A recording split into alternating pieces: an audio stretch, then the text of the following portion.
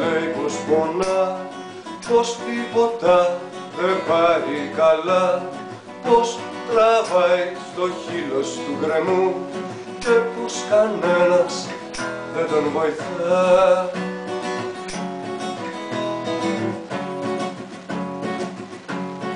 Με τόσα θα και θα σας έχουν κάνει γιαούρτι τα μυαλά.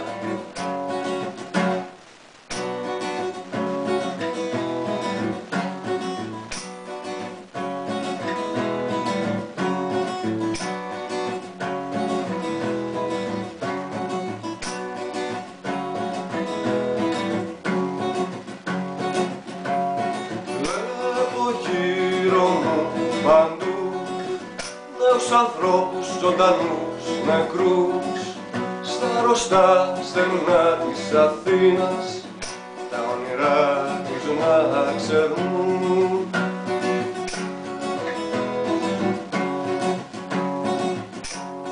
Γυναίκες με παιδιά και άντρες χωρίς δουλειά,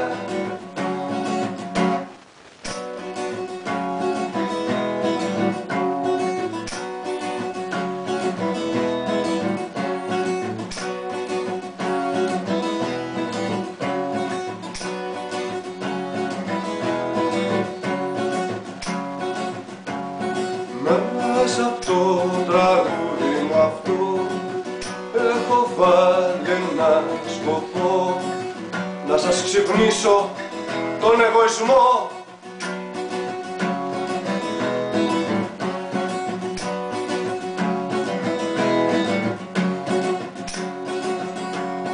Η αποχή είναι όπλο γεμάτο στα χέρια ενός αγωνιστή.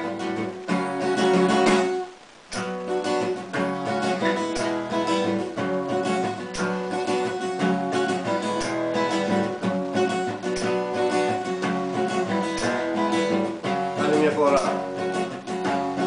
Η αποχή είναι όπλο γεμάτο στα χέρια ενός αγωνιστή.